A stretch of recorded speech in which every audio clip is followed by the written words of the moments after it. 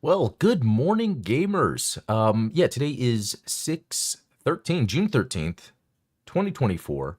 Hello, everyone. Welcome to BlueGamer Bluecast Morning Show, the daily video game morning talk show where I, a professional video game enthusiast of 30 plus years, Adam Blue, will cover news and industry insights along with what I've been getting into. So yeah, that was a smooth opening now that I had the thing ready to go, but this light, yeah, this is a little better. That light was bright. It's one of those mornings where it is super bright out, and the curtains have to be in just the right spot, so it doesn't. That doesn't matter. Okay. Well, yeah. Greetings, everyone. We're gonna wait a minute. I've lowered the totally white notepad I had, and anyway, yeah, that's what I need to do. I need to get like lighting that I can adjust wirelessly, and then like electric blinds that I can have just like come down when I'm about to start. That would be awesome. Well, hey, Ian Hansen, good to see you in the chat. Good morning, Ultronomous. Man, Ian, it's got to be early for you. Ultronomous, love the blue-purple backdrop. Thank you. Yeah, I kind of like this. It kind of gives it some sort of like studio vibe, you know? It's kind of chill. But yeah, let's get into it. You know, first thing I want to talk about happened to do with yesterday, which was pretty cool. Let me share my screen. So here's me in the same shirt as yesterday, talking to David Jaffe live on his show. What's really cool is, and it's hard to see because it's being covered, is in the chat is Chris Derschmidt. You might or might not know him, Volgar the Viking, Crazy Viking Studios, Digital Eclipse is publishing Volgar 2. We were just having a discussion about games being difficult, and, you know, for a while now, I've been trying to get David Jaffe on a BlueGamer episode, and live on air, he said he would. And he has in the past like responded to me, but that's the thing. Like, I'm in a very kind way, I am considered nobody to him. Really, I mean, that's the thing when it comes to, you know, this creative space, and when you're working with others, you need to be working with someone that's going to help elevate you in some way. So, and yeah, my plan is to have him on BlueGamer to kind of help get more people involved. So I think, yeah, that's gonna be really cool. Yeah, thanks, guys. Yeah, Ian Hansen, 6 a.m. I'm about to take my mom to the airport, so I'm. Oh, so you're up early for that? Okay, cool. Well, at least you got something to keep you occupied until then. But anyway, yeah. So expect he's not going to be on like one of the morning live shows. It will be just a separate interview segment I'll have on BlueGamer. So what did I get into yesterday? Well, for one, I'm playing Call of Duty. There was this, or there is this event going on where you can get some Gundam stuff. I'm maybe halfway through, or not quite. And I guess I'm playing a little bit every day to try to get the XP I need to unlock everything, and I hope I get to do it. Just because it seems like a lot of Call of Duty playing more than I tend to do at a given time. But if I use some like double XP stuff, maybe that can help me. And it was nice because I hadn't played Call of Duty in a while. I got back into it for the Gundam stuff and to record some gameplay for the channel, which I got gameplay, but there were so many issues. There's always something with computers, right? And it was actually fun to go back and play some Call of Duty after spending so much time with these Castlevanias. I love jumping into different gameplay types. That's the thing. If you're used to playing just certain games all the time, it's very easy to be bored of and maybe criticize games. But when you jump around and play completely different things for a while, and it's like a palate cleanse, yeah, because then you go back and it feels fun. And so, yeah, Call of Duty's fun, especially with the Gundam content. You get the beam saber, and you can just run around and like beam saber people. It's fun. Yeah, the 12th was yesterday, so I don't think I had talked about this yesterday in the morning, but I have finally completed Aria of Sorrow in terms of not just beating it, but also on hard mode, next Julius mode. Love these games. These are just if someone likes to sit down and watch Netflix, I like to sit down and play Castlevania. And then Portrait of Ruin. So that's like the main one. I had just beaten this anyway a few months ago, but now that I've got my new DS set up that I love, with the reflection, you can see my little dashboard that I'm working in. Anyway, just being able to play DS games on a screen like this, it's just amazing. You get the touch controls and everything. I keep saying I'm going to do a video on that, and I will soon. I'm just making sure I get all the kinks worked out. Ultronus, were you able to get that footage properly this time? No, there's something odd going on. I've never had this issue because I have Call of Duty stuff I've recorded for this channel before, and I've just learned with computers, I'm downloading, and that's the thing, like, sometimes I'm thinking maybe I need to have a separate gaming machine from my, like, work stuff. And when I say work stuff, I actually have a separate computer for work. But I mean, for, like, my content creation, maybe I do need a separate PC, and then I have the stuff I need to then feed that into a capture program.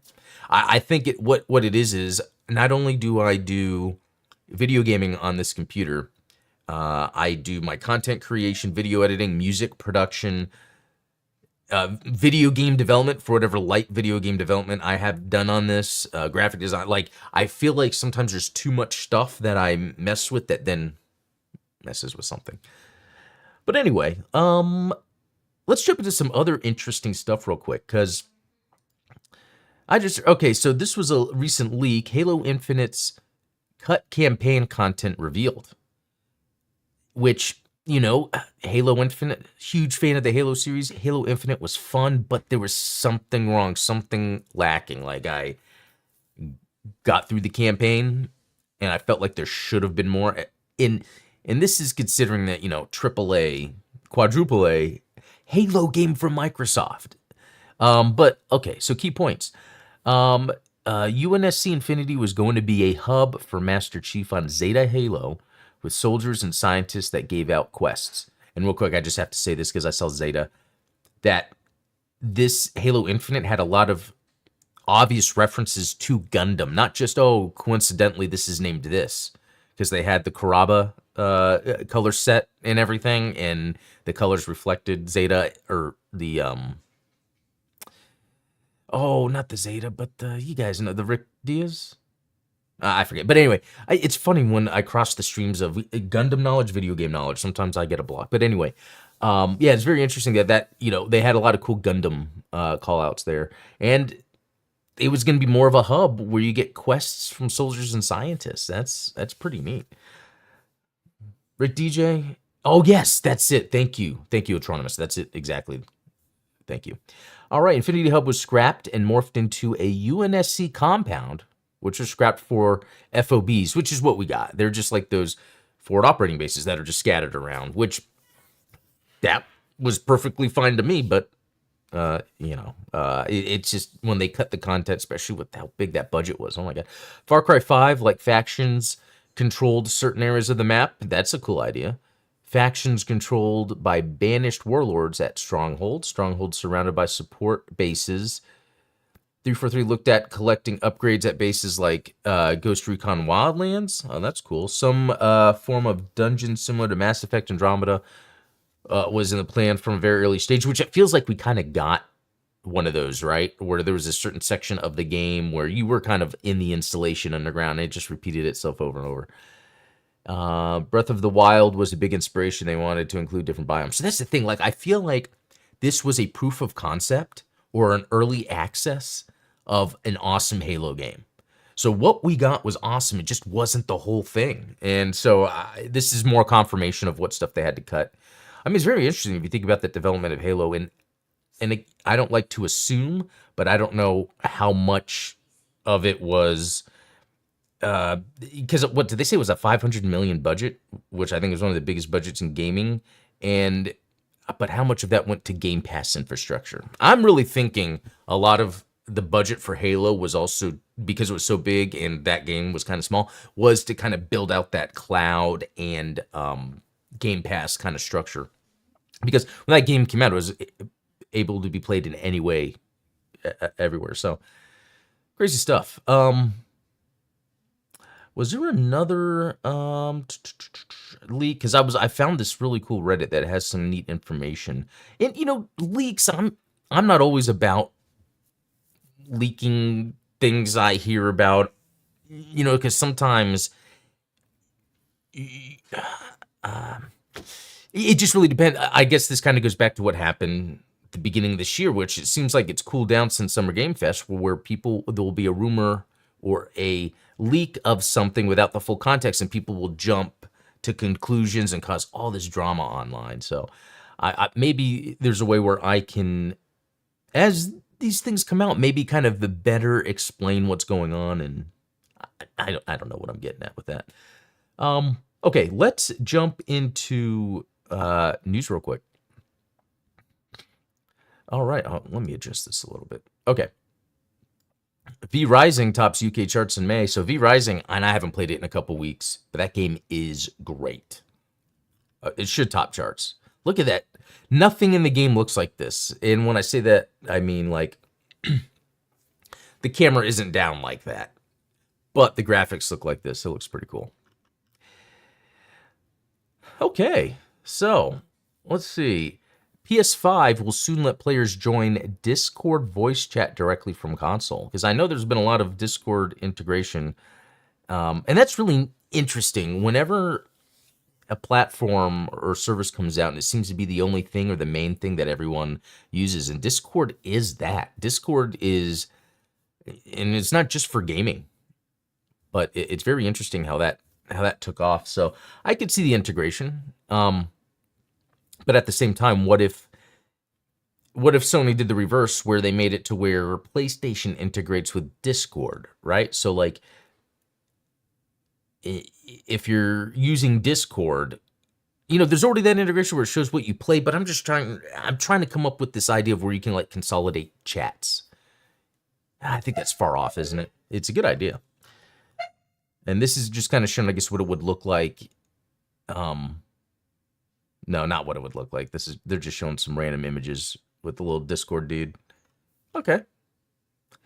Xbox June console update has been released. Includes more background customization options and new Wi-Fi network options. Interesting. Okay. I think if there's some interesting stuff, they would have it. Oh, God. What's this? Valve facing millions for overcharging 14 million PC players. Wow. Well, you know what? I'm not going to dive too much into that. Once more gets revealed, maybe we'll speak on it. But I think, part of this too is, they got to figure that stuff out. Because this is facing. Yeah, that's interesting. Okay, Summer Game Fest will return to LA in June 2025. So, like I spoke about yesterday, I think like this Summer Games Fest is cool. It's like another way to do E3, but I feel like there's that loss of connection, I love the content coming out, and that could be just my age or what I'm used to. Because I remember even like if you think of like Electric Playground with Victor Lucas, that sort of vibe, old G4, that sort of vibe, you know. And I think that kind of started with E3, or it was like prominent with E3. The whole everyone's hanging out, talking about games. Yeah. Okay, what's this? Yeah, that's the same thing with Discord chat. Elden Ring ships 25 million units worldwide. So I don't know if you guys hadn't heard, but with the new Elden Ring DLC, you have to get to a certain point in the game, and I think Mohog or whatever his name is, Moog, Lord of Blood. So you have to have beaten this dude. And I wonder, is this the guy that changes into you? I actually forget, because I mean I've beaten the game well past this part. I mean, yeah, beaten the game.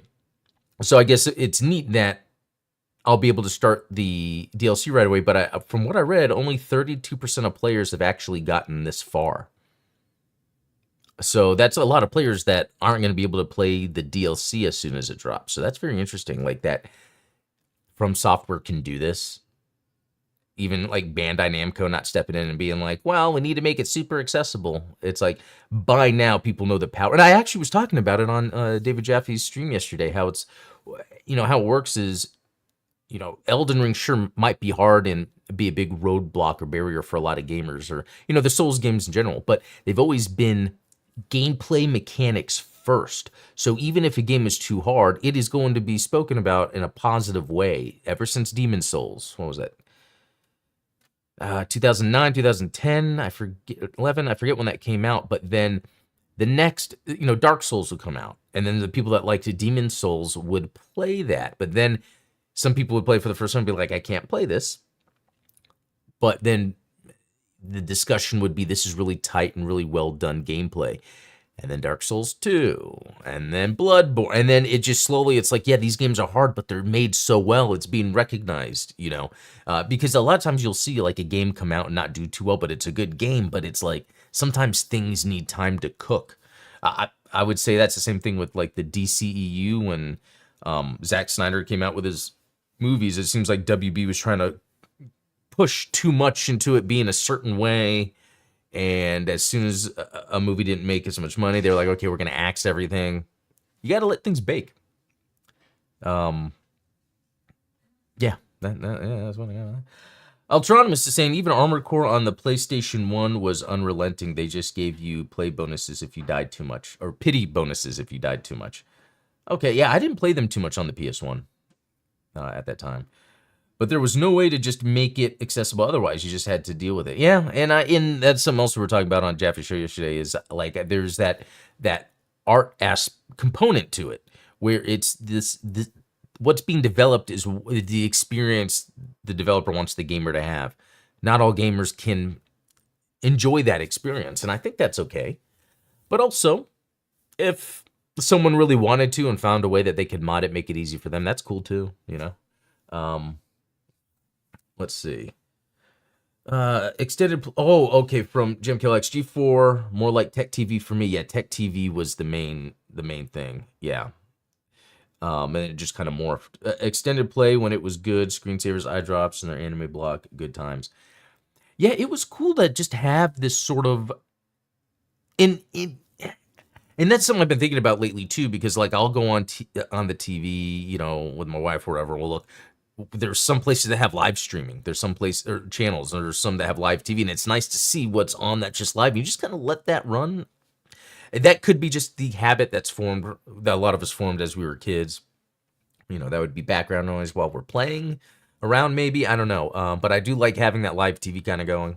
And back then, yeah, it was Tech TV, and it would have all these different cool shows that were just on throughout. And I remember this was like early 20s, living by myself, or I think I might have had a roommate, and then like just all day there would just be all these cool shows coming on TV while friends would come and go. We'd play games, and it just a cool time.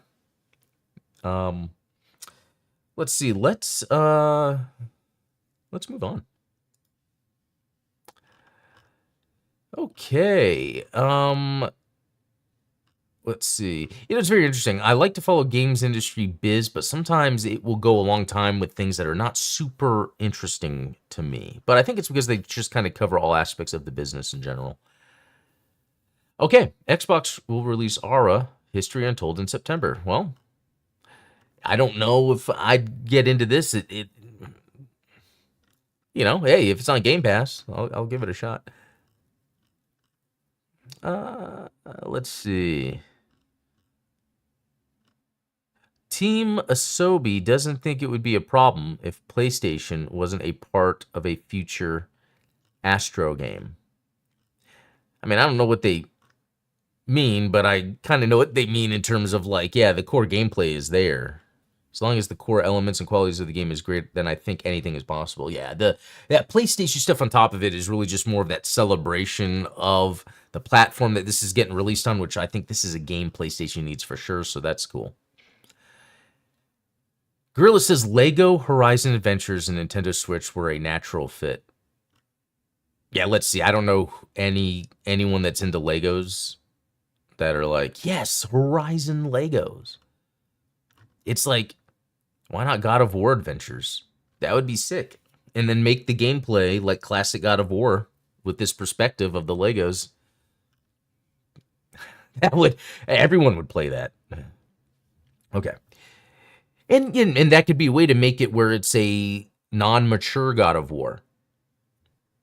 Where it's really just about the action and Lego. That's what they need to do. I don't know. Xbox June update adds more options to the home background of more. Yeah, we were just looking at that.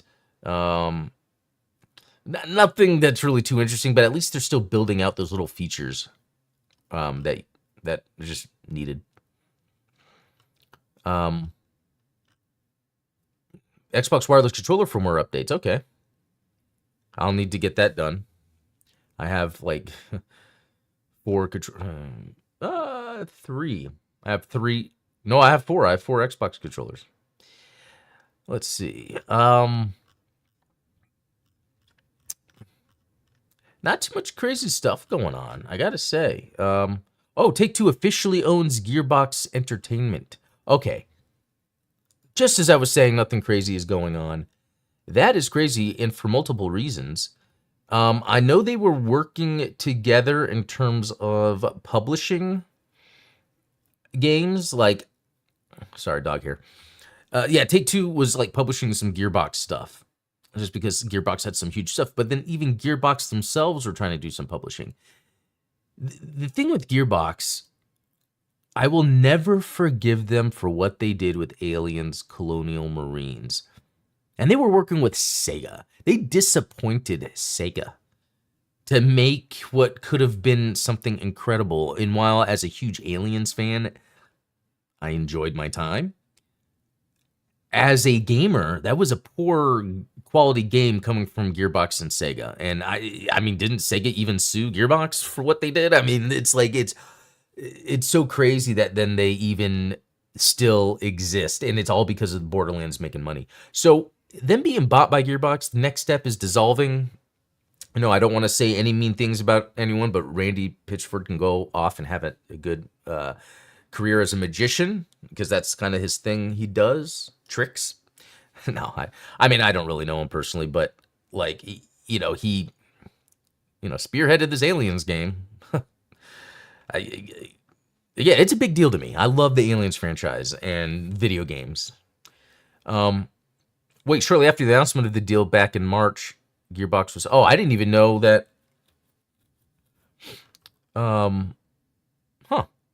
So, yeah, Gearbox was already losing people.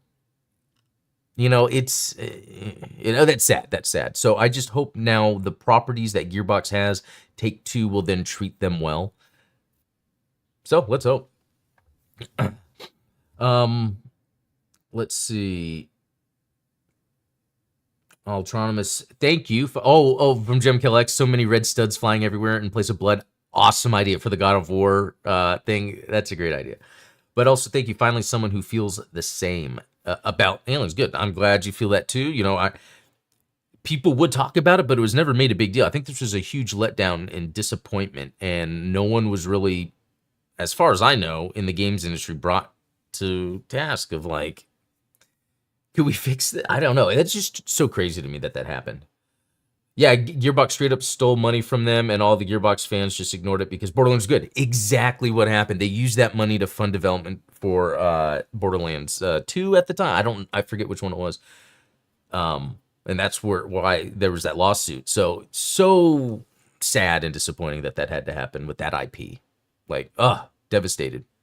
I will never forget that moment in gaming. Like, if I talk about like the big upsets that publishers and developers did, that is up there along with Sony blocking retailers from being able to sell Dreamcast games if they wanted to sell Sony products. That's effed up.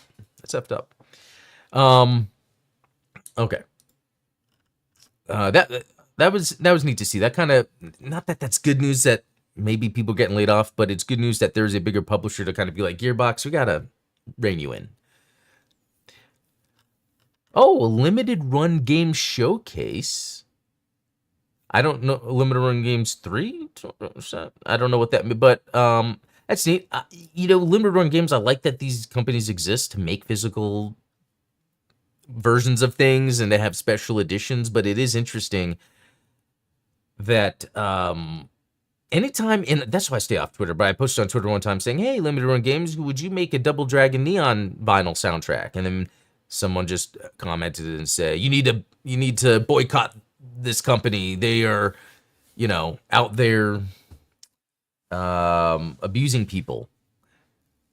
And I was like, well, there are people in super, super, super higher positions in the world that get in trouble for abusing. And if a little video game company didn't get in trouble, maybe some didn't. I don't know. I feel for anyone that feels like they're a victim. Let's see. That got a little dramatic, but let's see what's new in Fallout 76 Skyline Valley. So they got some more stuff after many years of massive content updates, culminating in one of the best online experiences. It's time for Fallout 76 to expand further, this time to the south. What's new? Every added to Fallout 76 with Skyline Valley. I don't know if I'm reading a properly grammatized sentence. I don't even know if grammatized is a word. I'm going to move on and just say it looks like they got new stuff in Fallout 76, which is cool, and I haven't played it. Could be good. June's PlayStation Plus game catalog, Classics and PSVR 2 titles announced. Let's see what that is. Okay. So there's the Plus, Extra, and Premium, Plus Premium, the Essentials. So this is, let's see, Ghostbusters Rise of the Ghost Lord. That's right, and they added some more PS2 games. Very interesting. That's cool. Like, I guess I don't... It's so weird because Xbox does a backwards compatibility, so they're like, yeah, any old game you should be able to play. Some you can't, but because they tried and they couldn't get it to work. And Nintendo and Sony just do the thing is, we'll trickle things out every once in a while. That's what I'm saying. Like, people might give crap for Xbox not having a lot of cool games all the time, but they make it to where you can play any game all the time anywhere. Or they try to do that, So that's cool. So out of these games, interesting, would I go back to play something, maybe Sly Cooper, because I never really gave those games a chance. That Rise of the Ghost Lord sounds cool. I just don't have a PSVR 2. I didn't plan on getting it, but now that they talk about it connecting to PC, it's like, okay, well then I'll just get a MetaQuest 3. So, I don't know, we'll figure that out. Those things are expensive, so it's not like I'm dropping money unless I know I'm going to get the entertainment value I do out of just, my video games right now. Okay, let's see here. Okay, I think we're getting to some news from yesterday, the Epic Games Store database thingy. But yeah, a little bit of interesting news. Not like too much news, but I think the Gearbox stuff was interesting to hear. Wait, you know what? I just realized something. I could play with my light to probably make this look a little bit. See, I need to get better lights. I don't know. Let's see.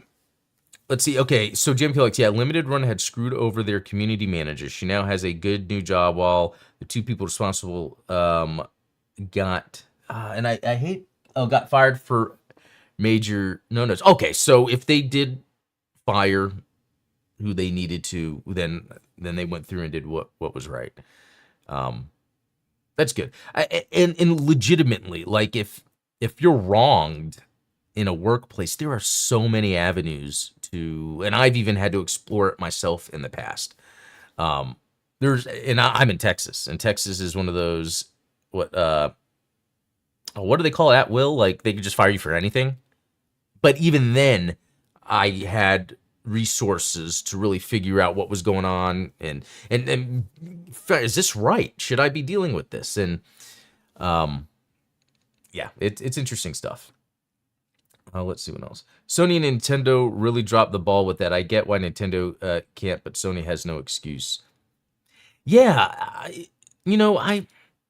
don't know what it is a lot, and I think it's more of, and again, it's because I see what Microsoft is doing, and when I don't see Sony do it, it tells me that's just an expensive initiative, just like the Red Ring of Death. Microsoft has the money to do things that other companies can't. So when I see Microsoft doing things like backwards compatibility, cross-play, cross-progression, all this stuff that is done more than the other, it's like, yeah, they're really trying to make a very cohesive and inviting system to play games, but they have to have those games that like the Astrobot that Sony's getting.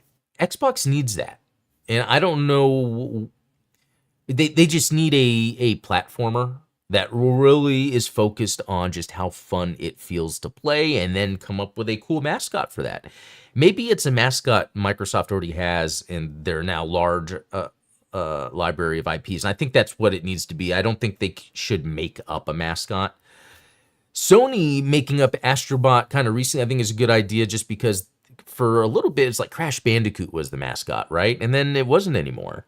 And now that's a Microsoft thing. So yeah, Microsoft needs to, it would be crazy if Microsoft used Crash Bandicoot or Spyro. But yeah, they need to grab something from their past, in, even if it's Banjo-Kazooie, actually. I think a good idea would be embracing Banjo-Kazooie as the Xbox mascots, maybe. I don't know. JMKLX, it's part of why there needs to be more companies doing what Limited Run does. I agree with that. And I think there are a couple, but they are super small, but yeah, I think there needs to be more. It seems like there's a market for that. And that's the thing, even Konami knows this. Konami does exclusive things with limited run games all the time. Konami's pretty smart for seeming like they're not, but I think it's like, how can they sustain themselves? That's pretty much what Konami's been doing this whole time. Throughout all of the video game history, Konami is still around. Square Enix is not the Square or the Enix. Bandai Namco is not the Bandai or the Namco. Konami is still around. It's because they sometimes knew when they had to pull back, but they still do cool things, like the Rocket Knight Adventure Resparked. There's a Castlevania game in the making right now.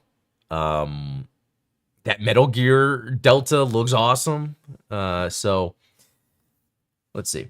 Autonomous. Sony can't decide who they want their mascot to be. They ran through so many of them over the years. Yeah, and it even seems like Aloy from Horizon is what maybe they're using now, because they're using that for the Lego game, which... Okay, so I was just thinking the Lego game should have been Astrobot, but not right now since there's that Astrobot game, but that could be a way to go about it. There's something there. Anyway, good chat. I almost feel like there wasn't too much news, and then that Gearbox thing was popped up, and I was like, okay, we're getting some redemption for Aliens, Colonial Marines. But anyway, I'm just excited to, if it's possible, that David Jaffe could be on this channel here soon in an interview. So if you guys have anything specific you want me to ask him, although I already have the agenda filled out for him, it's going to be a lot of fun.